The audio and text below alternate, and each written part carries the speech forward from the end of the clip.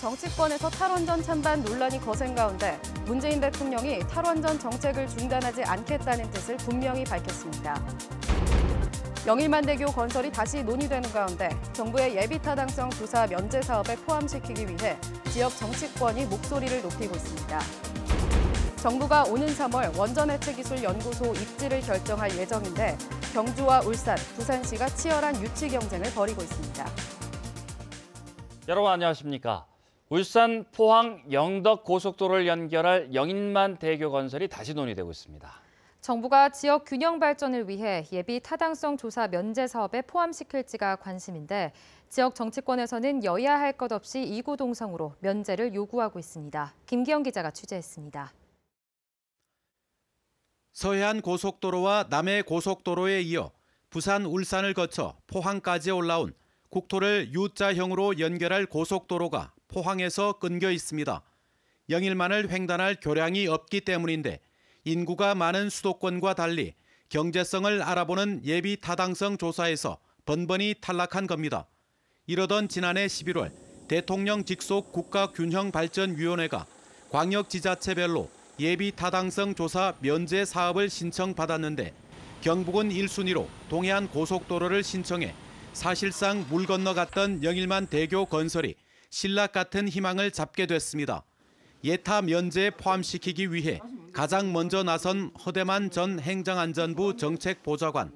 예타 면제 사업을 담당하고 있는 국가균형발전위원회 송재우 위원장에게 지역 여론과 이 사업의 효과에 대해서 충분히 전달하고 있기 때문에 오중기 위원장도 청와대 선임 행정관 경력을 활용해 문재인 정부의 지역균형 발전 의지로 대정부 설득에 나섰습니다. 제가 청와대에 있을 때도 끊임없이 지역을 위해서는 예비 타당성 조사를 면제할 수 있는 방안을 찾아내야 된다. 그것은 법적으로 존재를 합니다. 이제 국무회의를 통과시키면 면제할 수 있는데 여기에다 국회 기획재정위원회 소속인 박명재 의원도 핵심 부서인 기재부를 압박하고 있습니다. 기재부 관료들을 갖다가 그리고 KDR을 설득해가지고 현실적으로 그 사람들이 오케이 해야만 국가균형발전위원회라든지 대통령도 오케이를 하게 됩니다. 이런 과정의 역할을 충실히 지금 최선을 다했습니다. 김정재 의원은 한 발 더 나아가 정부가 고속도로가 아닌 동해안 철도를 예타 면제에 포함시킬 것에 대비해 적극적인 공세를 펴고 있습니다. 정부에 바라는 건 경북에 가장 시급하고 또 그리고 도민이 가장 원하는 사업인 영일만대교를 포함한 동해안 고속도로를 해달라는 것뿐입니다.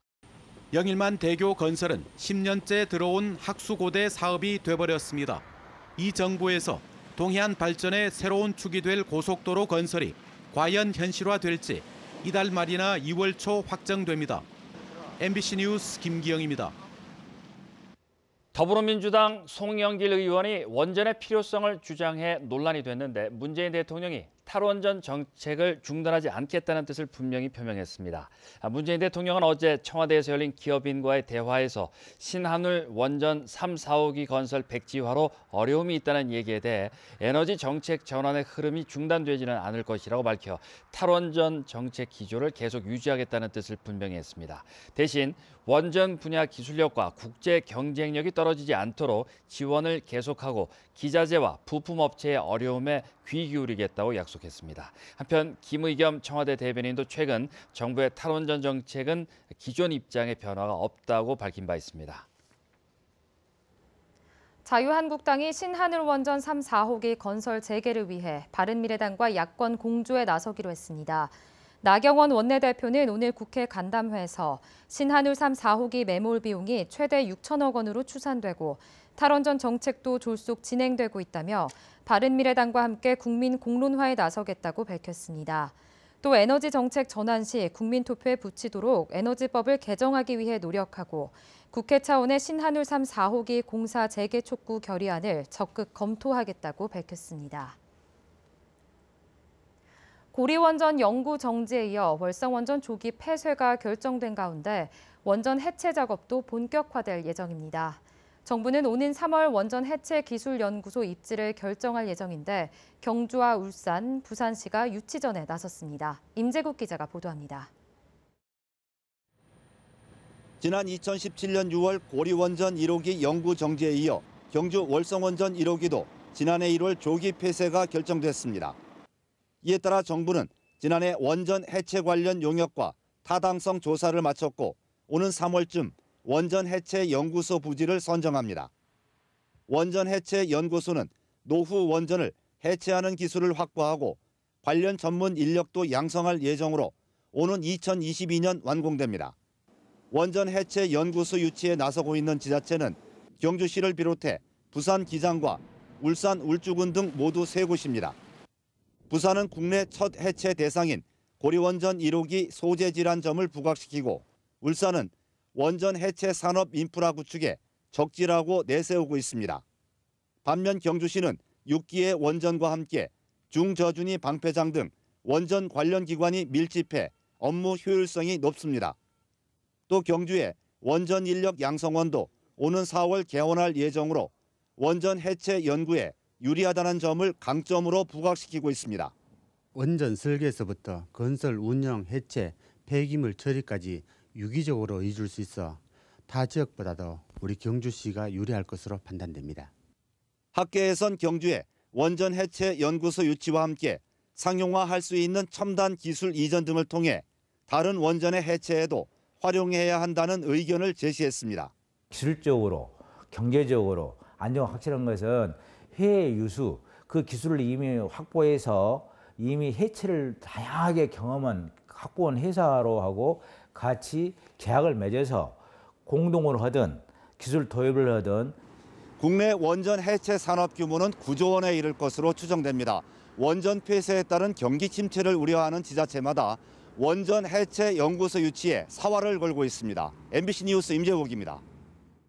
경상북도 환동해 지역 본부는 오늘 포항 테크노파크에서 동해안 관광 활성화와 해양 신산업 발굴을 위해 환동해 지역 5개 시군의 정책기획관과 해양수산과장 연석회의를 개최했습니다.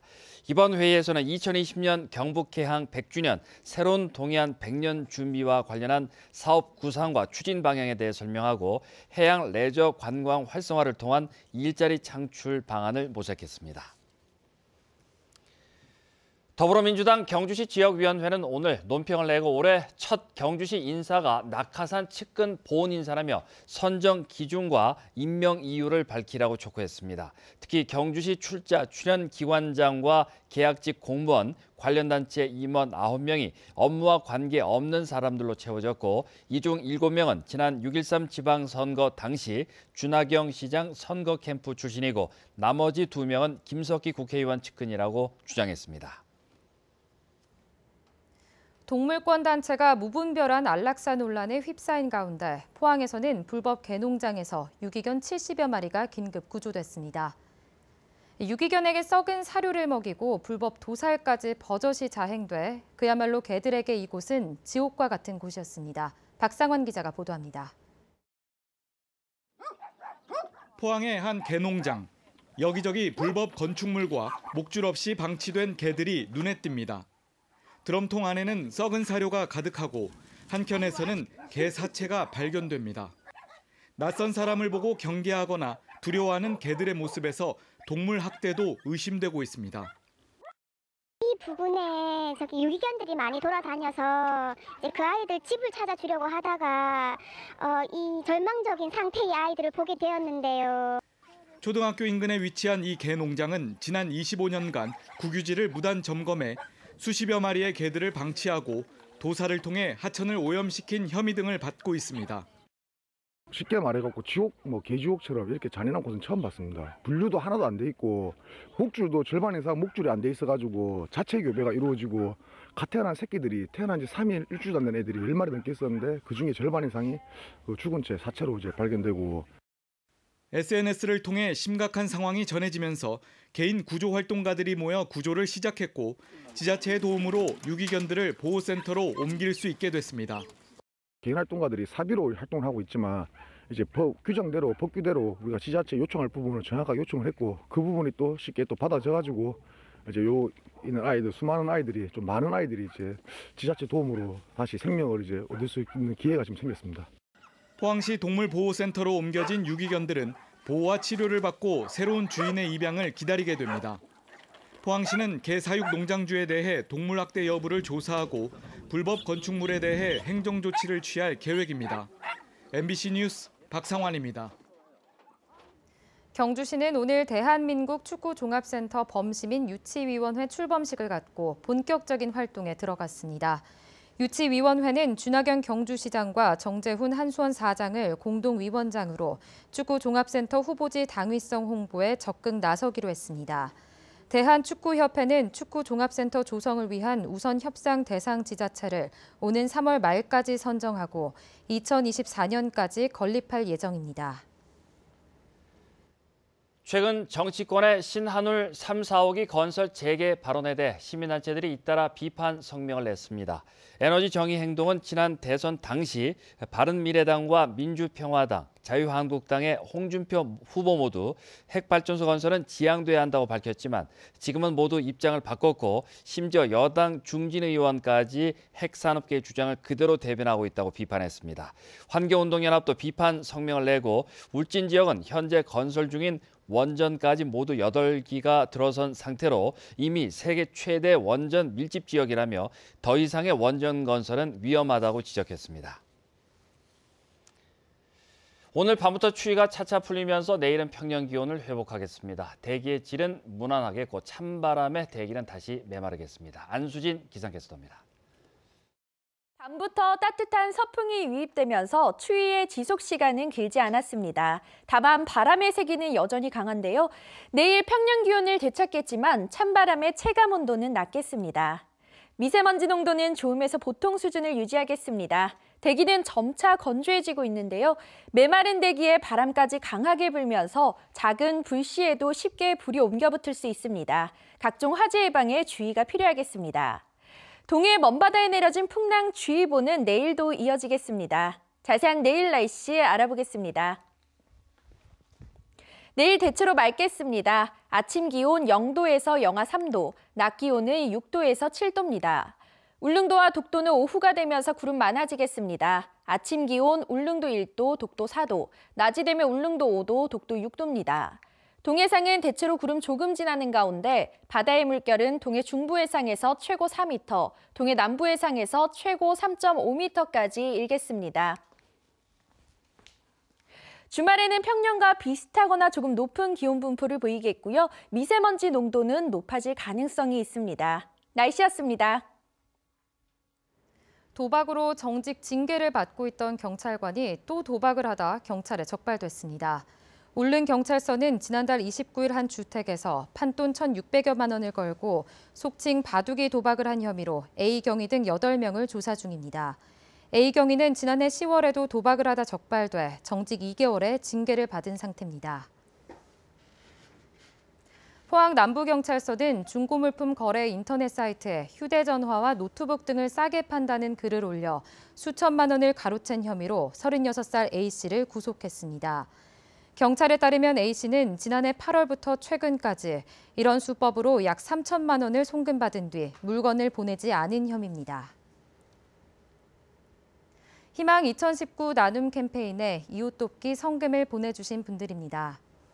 영덕군 신성전기 윤용수 씨 90만 원, 영덕통기타 동호회 주상화 회장회 회원일동 60만 원, 한국농업경영인회 경주시 강동면회 김주환 회장회 회원일동 50만 원, 영덕군 영덕읍 오천지업사 박인열 대표 30만 원, 경주 서면 운대1리 경로당 박용수 회장 20만 원, 영덕 DC 작은백화점 이순자 대표 20만 원, 울진군 울진읍 박화수 씨 20만 원, 달산면 주흥1리 노인회장 방일범 씨 10만 원, 영덕군 덕곡1리 마을회 회원일동 10만 원, 영덕군 화수1리 마을회 회원일동 10만 원입니다. 성금을 보내주신 분들께 감사드립니다. 포스코는 올해부터 청년 일자리 프로그램을 상시로 전환해 오는 9월 말까지 신청자를 수시 모집합니다. 포스코는 청년 일자리 프로그램을 통해 취업 준비생에게 실무 능력 교육을 실시하고 협력사나 중소기업 채용을 연계해주고 있고 지난해 112명이 포스코 협력사 등 35개사에 취업했습니다. 울진군은 근남면 엑스포공원에 열대 농작물을 재배할 수 있는 바이오 에어돔을 설치하기로 하고 주식회사 소르젠 코리아와 투자 양해각서를 체결했습니다. 이상으로 포항 MBC 뉴스데스크 마치겠습니다. 여러분 고맙습니다.